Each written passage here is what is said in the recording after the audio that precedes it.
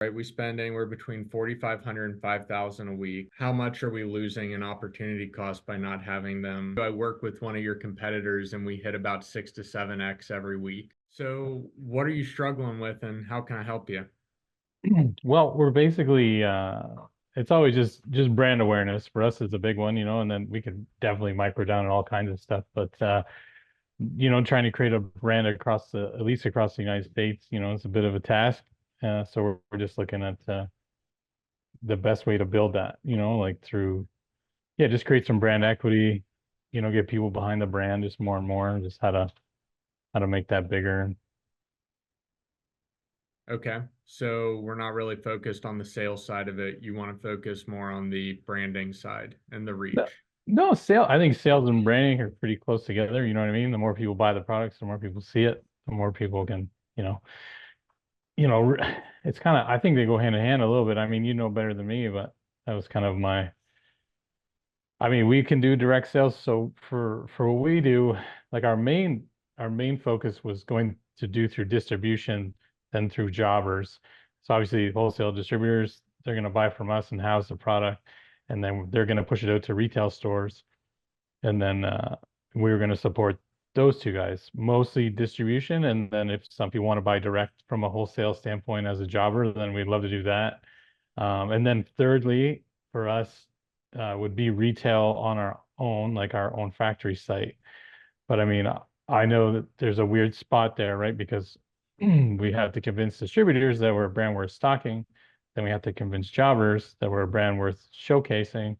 But then we need to still create some kind of pull strategy to get the people in to the stores asking for the product because they saw the brand or they liked it or something like that. So, and then, like I said, I don't want to, I don't want to sell a million products to a million people. I want to sell, I want to shrink that down. So the distributors, like 5 relationships sells a million products kind of thing, or Mhm. 20, right? That was kind of what we were thinking. And then when I get that to that successful point, I'd like to even just go and put our site like 5% above map. So it kind of pushes people to like all our partners.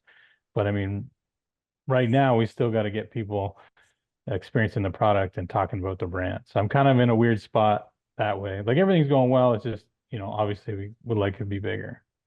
So have you considered anything around like how you're demonstrating the product online? Yeah, well, we're kind of transitioning in a few things, like an excuse. I just haven't had the time, but yeah, we'd like to do some more videos and some more collaborations and showcasing the product and getting some people that are, in the industry, more people. We do have some, just more people more often, just interacting with it in the product itself, talking about it a bit, using it like some lifestyle stuff, and we're kind of been doing that. We have to do more of it. Okay. Um, I really kind of look at this as three buckets, right? We have our traffic and attention bucket up at the top.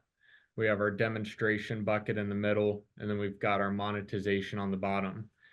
It sounds like you've got a lot of great partners on the monetization side. Obviously, we would always like more of those. Right. Um, and it sounds like you've done a decent job of getting the attention and the traffic. Obviously, we can always do more of that. You can do that through paid. You can do that through outbound sales. You can look at that even as um, even other partnerships that help kind of drive some of that. But inside of the monetization or inside the demonstration, I'm sorry, um, there's a lot of vehicles that we can, pun intended, that we can really kind of work with Right. on how we do that. So a lot of people just say, well, I threw it up on my website and I demonstrate my products there. And it's not enough to kind of cut the cake anymore. Right. Yeah, I'm totally open to suggestions. What we're doing is we do our own videos and we have our own website, obviously. And then right now I'm doing a lot of ride-alongs with the distribution. So literally I was in Miami for a week visiting all the retail stores with our main distributor.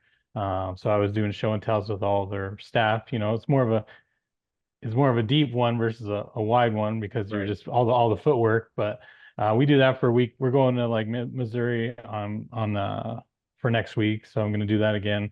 Usually you hit like between 30 and 35 stores that give you anywhere from 10 minutes to 40 minutes, depending on what comes up and then their availability. So we've been doing that, and then we've had a lot of great partners online, Facebook, Instagram, that have their own little social connections. Install the product, talk about the product, use it, do a nice little video for us, and then they're going out on their own physically and being part of the culture, doing their own little Jeep events or, big to small. And then we're trying to get people across the whole country. So we got, a bunch of those guys everywhere using the product, talking about it, and then hopefully doing videos and fresh content for us. And that's kind of what we've been doing. It's just, I think it's working. It's just, obviously you're just like, man, I'm missing something. You're always missing something. You know what I mean? Well, do you have playbooks and stuff for them on how to best do that to get the best results?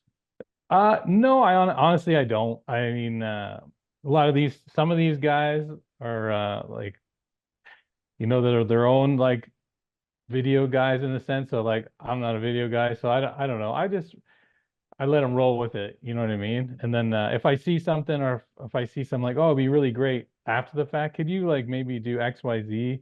Or can you get a shot on the beach? Or can you like do next time you do camping, can you show me the fender? Like I usually do that, but I'm not a professional in that sense, right? That way. So usually if we see something or my wife sees something or, she does her own YouTube for us and herself and she does a great job that way. And so she'll see something and we'll, or she'll see someone, hey, we should probably reach out and see if these guys are willing to work with us, that kind of stuff. But yeah, I probably could definitely script them more, or guide them more. I guess, truthfully, I'm not knowing what I really want to see until maybe I see it. Maybe that's the biggest problem that way. I got you. And there's nothing wrong with putting together what we call a swipe file. Okay. Swipe files are kind of like a marketing term, but it's everything. It's a business owner's best tool. If an ad or a video or a picture captures your attention, the odds that it captures your audience's attention is really high because Right. your audience is most like you and you're most like your audience.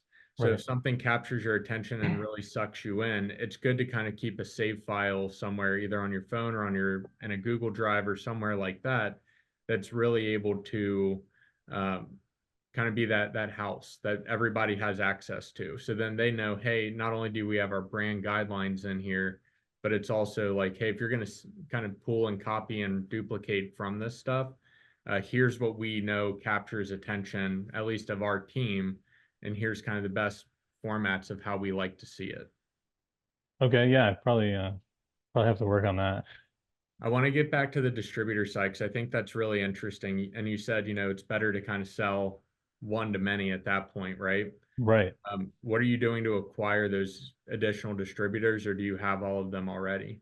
No, there's some outliers. They're taking their time. The economy is strange, election year, and especially this year seems to be, extremely sensitive and polarizing on one side or the other. So, I think people that are just kind of, getting some stuff they want if they have the means, but I don't think anyone's exploding in, treating themselves until I think at least the end of this election cycle, or when it's gonna, at least people know what's going on. But so yeah, I think we're seeing that in our market space anyway. So we're growing because we're little, so it's nice. Like we see growth, and we're doing well that way. But I mean, I think some of the bigger guys that are used to here are sliding in under here, Yeah. but we're still going this way, so we're good. But I think that's it. But I mean, we're just working with the biggest ones we have so far, and then there are some more that I'd like. But at the same time, it's not their job to create the brand equity, right? It's our job. So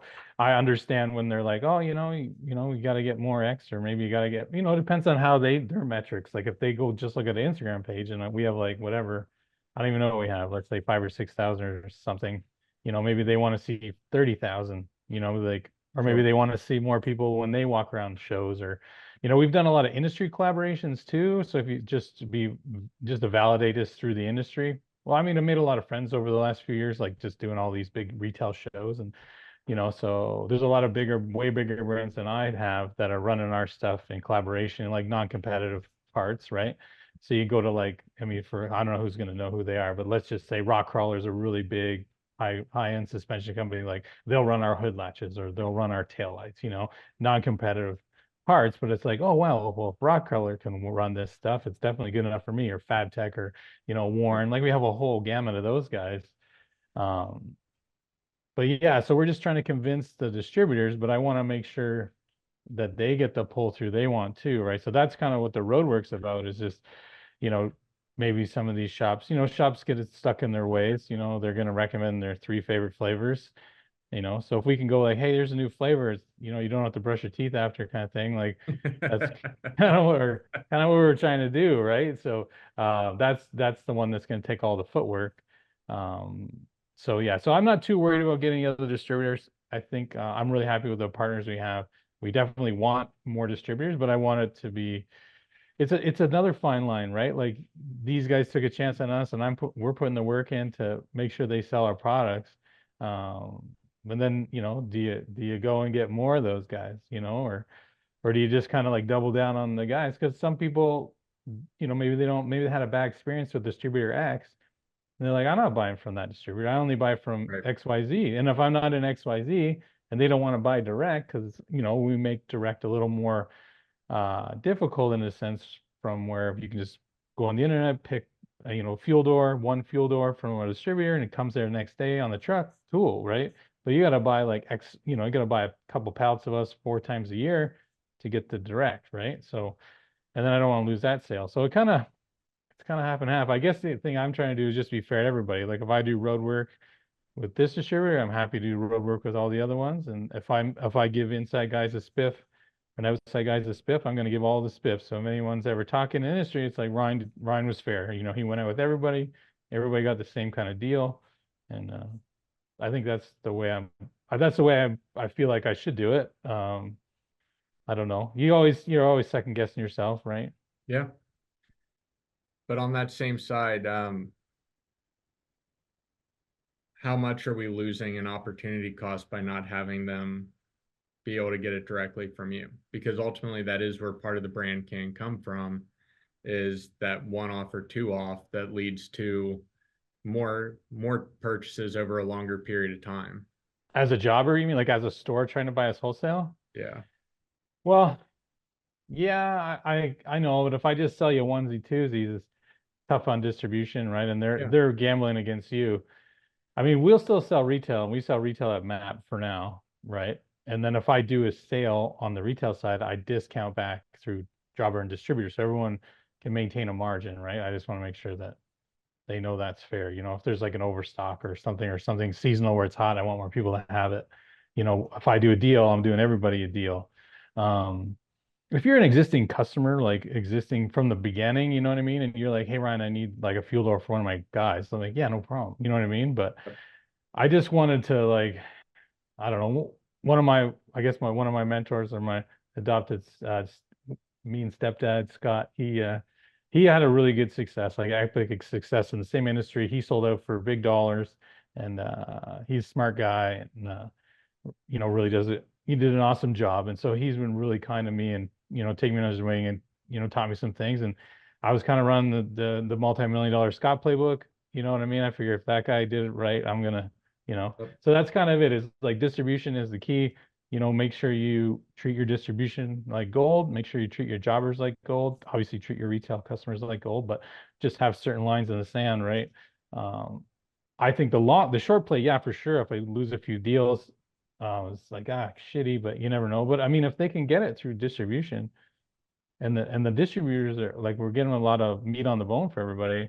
That's kind of what we've been doing, is if we've been directing. If you don't want to do the deal for the, so much, 4 times a year to get you to the end of the line in a calendar year, then, grab distributor, like, just throw, like, everybody should have it. And if you don't have it, hey, here's a distributor that you didn't know about for some reason.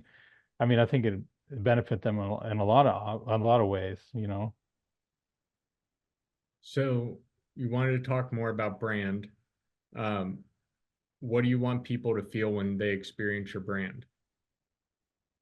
Like, overarching, I guess the Jeep, because we're just Jeep right now, and we're gonna bust in some other applications into next year. But I mean, really, it kind of represents freedom for everyone, right? So I'm just helping you tell the story of your experience with the Jeep, and, freedom. Like, cars are, you know, woven into most people's DNA in North America, even in Europe, obviously.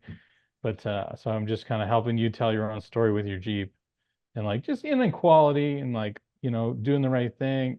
We didn't put, it's not like Ryan's off-road parts, right? I didn't want to like stunt it at all. It's like, the Jeep was born of war, that's the idea, represents freedom for every, man, woman, and child that's ever driven a Jeep or seen one or wanted one, so we kind of wanted to do that. And like, I come from a background of like retail off-road stores is where I started when I was 22. So there's a lot of crap I didn't like. I didn't like certain like lower grade materials. I didn't like lower grade hardware. I didn't like certain warranties, and I didn't like, as a shop, all the hoops you had to jump to get something warranted. So I just kind of risk reverse that, material certified stuff, spent the extra money on all the parts that we wanted done the way we wanted them. And yeah, just like a quality brand stands behind their product, willing to do the right thing, here to support the community. You know what I mean? That's kind of like what it is for us. Are you doing any events right now? Yeah, we're doing some retail shows. I had some other stuff we had to do here back home. So I kind of there's a couple events I had to skip, but we got another really big one, Great Smoky Mountain Jeep Invasion. That's a big one. Like, I don't know, a couple 100,000 people go to that thing. It's pretty wild. That's in Pigeon Forge, Tennessee. But usually we do a lot of retail shows, um, all the big ones we've done, and even some smaller ones. But and then we support anybody that's doing a show. Like if a shop wants to do an open house, like happy to like provide some prize packs or like certain things. If they're doing something with the charitable, like our thing's military. You know what I mean? So any kind of veterans affairs or veterans, charities or any kind of support for them, we definitely like to be a part of that. On a bigger scale if we can. And then for me, I hate the idea of sick kids. So if you're doing something with sick children, let me know.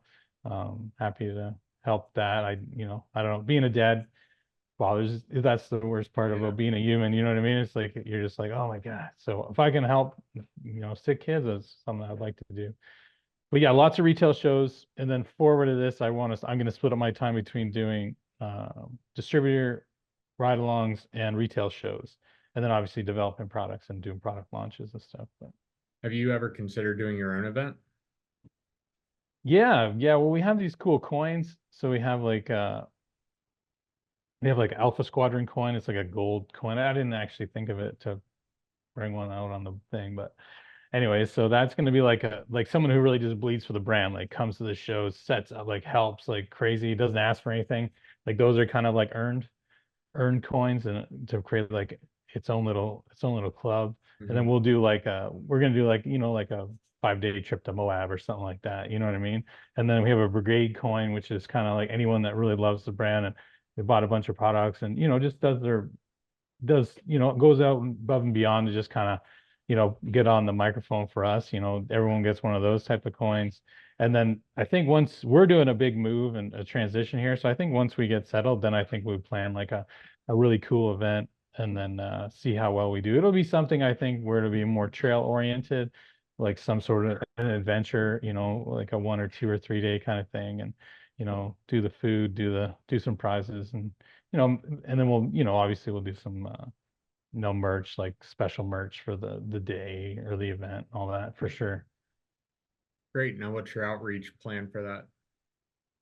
Well, I don't know. I didn't get that far yet. I'd imagine just, all the normal stuff like social media, figure out. Anyway, I didn't deep dive into actually how to do it, or, I'd imagine we'll target I think we just target a lot of our customers, and I think it makes sense to target some people that aren't our customers, just so they can come experience the brand and the community that we're a part of, and that, we developed, and have our own little circle of friends too, right? So, and I think I definitely invite all my industry friends too, like just because they're my friends, and if anyone can make it, I think that'd be cool. And then they can experience other brands too. I mean, some we might cross over on the odd piece, but I'm not gonna be petty about it. You know what I Right. mean? Yeah, I would really look at leveraging big events like that for yourself. Yeah. Even if it's not necessarily Jeep related, it helps. But those big events, people are craving people interaction right now. And the Oh more yeah. you can do with that, the better. Oh, I agree. I agree for sure. And events are a great demonstration vehicle for you guys as well. Oh yeah. Well, we bring 1 or 2 Jeeps, and I got like a 38-foot track, so full of stuff. We put a big, huge tent out front. We got all kinds of displays that are kind of self-serving, and then really you got a QR code to take you to the website if you want more information. It's real products on the board. We got interactive displays for our lights, like our tail lights. You can see, touch, feel, run through the cycle. It's always, like I said, Jeeps and booths. And then we always have cross-pollinated Jeeps and other booths. Like you went to like the Nitto tire booth, you'd see a Jeep with stuff on it. You went to like Rock Crawl, you went to like Warren, so it's neat. So I mean, if I didn't have the specific application, like if I didn't bring a JK Wrangler, let's say, and I'm like, hey, go down to booth XYZ, they got the taillights and this and that. You know what I mean? So I feel like that's done well for us that way too, like you said. What have you done anything around other activities that those people are involved in? So do they go to car shows? Do they go to mountain climbing events? Do they go to prepper events and have your stuff kind of posted there? You know what? I haven't had I think I need more people for that type of thing. Yeah. There is Jeep's wild, right? Jeep is probably the most, I would argue it's the most accepting group. Like Mustang guys don't like Corvette guys and this, that, and the other. Or like other Mustang guys don't like this Mustang club, whereas, you know what I mean? Like the Yeah. Jeep guys kind of just come to the Jeep events, right? And then if a Toyota shows up or something, they're like, oh, Toyota guy, like they'll just have fun. Like I think it's probably the most socially accepted vehicle brand that and it's the biggest one in my opinion and there's so many events. Like I could fill my calendar like big to small, like every day almost going to events. It's so crazy. And then everyone's got Jeep clubs and different meetups. So we haven't strayed too far out. Um, we've had some like wildlife or like hunting fishing guys like want to collab and stuff. Um, I think they wanted more than I was willing to give at the time. Not to say that I'm not interested in future state here or present day. I just at the time I was like, I don't know, it just didn't seem like great for me that way. But I'm not open to it. I think it just was all about just human resources at this point. You know what I mean? Yeah, so for those collabs, I think they're really smart. As long as it's the right audience match and we can get essentially size for size on our lists Right, and saying like you don't want to go into this with somebody as a list of 500 people, right? If your list is 50,000, just right, doesn't make sense. Uh, right. but if there's brand equity in both of that to be exchanged, then absolutely, it's always a good play. Um, have you guys considered doing your own ducks? Yeah, we have. I just never pulled the trigger on it. So I knew Allison, like the duck lady who started it. Mm-hmm. She actually passed away like a week ago, which is pretty crazy. But yeah, we gave her some products and stuff like that. I just never made my own ducks, but I did a little. I was like, the story really quickly was basically I was driving down the highway. I was on my way to Florida just last week, and you're in traffic on the highway. You're going a long distance. You kind of see someone, and then 15 minutes later, somehow you catch back up. So it's this Yep. Jeep. I was driving one of our Jeeps, and yeah, I kept seeing this Jeep, whatever. This is like for like 5 hours, and then I pulled off at a Bucky's, because you can't not pull off at a Bucky's. And it's getting fuel, and this lady drives right up behind me, jumps out of the Jeep, and like I'm just getting gas. I wasn't even paying attention. She's like, "Hey," I'm like scared the shit out of me, to be honest. And I'm like, "Hey," she's like, "Oh, I just saw you," and because it had combat all over it, and she had like a little militant themed duck. She just wanted to give me the duck, so she wasn't even going off the exit as far as I could tell. But even if she was, she decided to come and like give me the duck because she thought it'd be really cool that I'd enjoy the duck. So there's people are like, oh, ducks are lame, and I got lots of friends that like light them on fire, cut their heads off, and like well, mostly the hardcore guys and stuff. But I mean, I love when I see a child like pick its favorite Jeep, like, oh, that's my favorite Jeep, put a duck on it, or like that lady was so excited to make my day, making her own day doing it, and I was like, Yeah. wow. So I did write a post about it because I was struck by it, you know what I mean? Because I like personally, like I don't want a duck, you know what I mean? But I mean, I don't care, and it's not a big deal. But when I see the magic behind it, like the emotion, I'm like, wow, this is powerful. And I agree with that. It's an important piece, and I think there's not enough kindness in the world these days, and I think if a weird little duck wearing a fucking suit is gonna do that, like well, let's just do it. You know what I mean? But I I think know there I could be should some make them, power but behind you guys crafting your own duck. I know I have to figure it out because I think the custom ducks are like brutal, like expensive. Yeah, but it's constant branding if it's in somebody's car. That's true. Yeah, it's probably worth it. That's when I get to the point. You know how your brain flips, right? From like like marketing, what do they say? Basically it's an investment over an expense in a sense. I think Mhm. that's kind of where I was falling with the custom duck. I was like, fuck, I don't want to buy this duck. Well, the other side is a lot of people say you need 7 touch points with somebody for them to become a customer to begin with, and you need about 15 to 30 for them to buy again. Right. So looking at that, I would Low look hanging fruit, each time right? they hop into their car, they're looking at that for, let's say it's $3, $4 to make one duck. While that sounds expensive on the whole when you're buying thousands, when you look at that per touch point, it's probably one of the cheapest touch points in marketing that you could probably afford. Yeah, you're probably right for sure. Well, I'll have to get some ducks made after I get off we get off the podcast. Yeah, make sure you send me one. Oh yeah, totally, man. Yeah, for sure. There's a lot of Jeep people around my area because we're not too far away from Pennsylvania and Kentucky and all the Okay. trails. Right, right. Yeah, there's lots of cool trails out there for sure. Yep. But I would look at that. Are you guys running any type of Google ads? We were doing some Google Word stuff a little while ago, and then we did shut it off, and then we went to now we're doing a few paid Facebook ads like that filter over to Instagram and stuff. Two or three are like a video ad, and then we had some like still like carousel ads, and then we were just kind of there are different. A couple of them are branding ads, and then there was a couple of them talking about had a few part numbers on sale, that I wanted to push to people during the warm season, so we were kind of just seeing if the video we were just talking about we're going to run another week. We're going to run it, but we're going to run another week just to see if the video is going to do better than the stills. And I mean, there's such a giant hole, for me to like be like, oh man, like it's just like betting on horses. Yes and no. Yeah, well, maybe for me, I'm like more like you know. Um, I can tell you I work with one of your competitors and we hit about 6 to 7x every week Oh on it, yeah, jeez. but it's only on Google. It doesn't work well on Meta, it doesn't work well on Twitter, it doesn't work well on any other platform except for Google. Oh, okay. Hmm. There you go. I'm missing Google. You're missing Google. And it's all search-based intent marketing. Okay. So what kind of values do you spend there to like that's worth it? You know what I mean? You're not throwing away money, but you're not, you know what Yeah, I I think mean? we spend like 5 grand a month.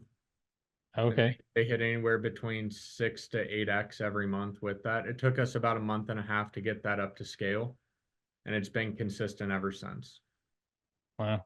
But Well, we're that's pretty managing impressive. operation, we're helping them manage that operational flow too as they're adding in new customers and they manufacture their own products as well. So they have to really kind of keep operational labor and everything else in check. Uh, so we're not able to like say, oh, we're putting 50, $60,000 a month into it. It's fairly low budget of a few grand a month, and then just letting that Yeah. really ride and scale. And while 30 grand on top of a business every month doesn't sound like a lot, it can really add up across a year. Oh yeah, sure. Yeah, like yeah, it's almost 400 grand. Yeah.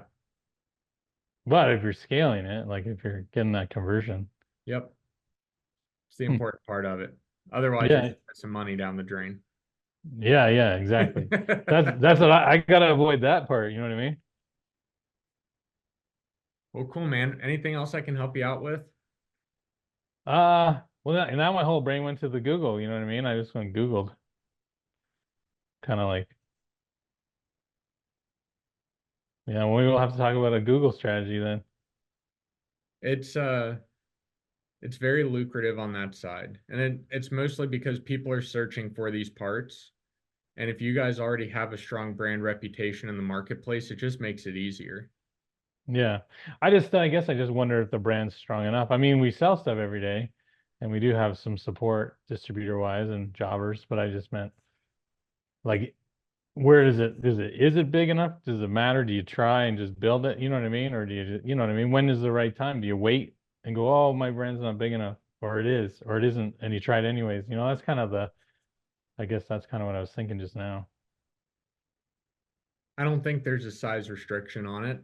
Definitely you having social proof in the market always helps. and having that brand recognition across time. It's not like you guys just popped up your shop yesterday. Right. So I think with enough people that you have and using custom audiences and lists that we already have to kind of do advanced target matching can be very powerful. Okay. And what kind of window is that? Like let's just say, what are we spending? Like if we're saying, hey, okay, let's just start this Monday. Like what do we got to spend Monday? And then how long do we got to spend that for? And then, I know you can't crystal ball any of this. I'm just Yeah. Well, I based mean, on your professional opinion, right? well, rough numbers, right? We spend anywhere between 4,500 and 5,000 a week. So let's do divide by 4.2 because that's our average month. So about $1,070 a week on ads. The first 2 to 3 weeks are probably going to be a flop, just being Mm. honest. We might see Yeah. some initial results, but usually it takes Google about 2 to 3 weeks to get spinning. And then after that, you're usually looking at a minimum of 3 to 4x. And then what do we need to have in our tool house or our wheelhouse all done, ready to go, like to make sure that that money's like when someone activates the ad, like I want to make sure that it's worth it. Or what do we need in the background or any like preliminarily, like what do we need preliminary to like do this to spend that kind of money? Then what do we need for the customer to engage? You know what I mean? Those types of things would be like real questions I would have that way. So usually having a Google Merchant Center set up is very helpful. That's a free account inside of Google that you can set up, and it essentially indexes all of your products. And then being able to leverage that and tell Google, hey, we only want you to pull X, Y, and Z product off of our website. We don't want you to pull anything else. And then we'll run that. It'll keep track of inventory inside of there too if your inventory is tracked on your website. So it'll automatically say, hey, this one's running low. We're not going to sell this one anymore. We're going to sell the other groups. It'll also tie into your SEO, which is massive when we're talking about ads as well, because we can pay for keywords over and over and over again. But if we can index on them for free on Google, why wouldn't we? And Right. then the other side of that is making sure that what's called conversion mapping is successfully done. And that's usually through Google Analytics 4 or GA4. Okay. And then the website, no big deal. Like we just put a new website up, and then What platform was it built on?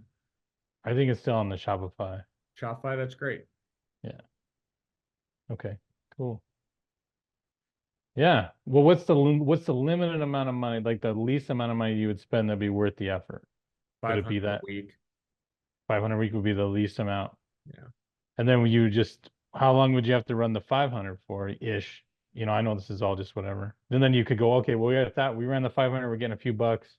Let's double it down to 1,000. Like, is there a transitional period there that's worth it or no? Well, yeah. So we usually don't just say let's double down. Usually for Google and Meta's the same way, you want to take like 20 to 25% budget increases or budget decreases at a time. Okay. Otherwise, like Google's just going to say, holy crap, we've got all this money to spend now. Let's just spend it in a 1 or 2 day period. Oh, okay. Yeah, so it's better to stair step your way up. It's a lot of risk reversal on your side as the business owner, but it's also helps the ad campaign a lot. Okay. Awesome. Well, that's good to know, man. I appreciate that. No problem. What if I look funny? I'm just trying to think. It's my thinking face. Thinking face and the looking funny face are real similar, huh? But totally, yeah. It's you don't know the difference with me, that's for sure. Yeah, that would definitely be an avenue that I explore. Same with SEO. A lot of companies sleep on SEO because they think it's antiquated and outdated. Uh, but especially as AI becomes more and more prevalent as people's search patterns, uh, Right. their search patterns are pulling from AI, but AI is pulling from Google indexing, which means that the base of this is still SEO. Right. Hmm. And when you pair up ad buying on Google and SEO together, they actually crush really, really well. Hmm. But I'd love to chat about that more then. Yeah, we're here That'd be for you. cool. Sweet. No, yeah, I would for sure. Anything I can help you with besides what we talked about? I know I got your brain spinning on Google and SEO and ducks now. Yeah, I know. I wrote a little duck message to myself. No, I mean, I appreciate, I love how you had me on. I appreciate, giving me the opportunity to have a chat with you again. No And, problem. yeah, I'm sure there's thousands of things, but I mean, yeah, I mean, like I said, I want to build that brand up. And I think, short term, as long as I keep them, priced proper so I don't cut anybody's hands off, I think there's nothing wrong with us doing retail to push the brand. And I think, like you said, like the Google online sounds like a great avenue to put some investment into. And I'm cool as long as it makes money. I'll put more money in. You know what I mean? I know. But the first part of that saying to spend money, you gotta spend money to make money. The first part of it is that you gotta spend it. Yeah, yeah, exactly. Yeah, exactly. Well, if you ever need anything, feel free to shout and we'll be in contact if you need me. Yeah, sounds good, man. Appreciate it. Thanks so Thanks, much. sir. Yeah, take care.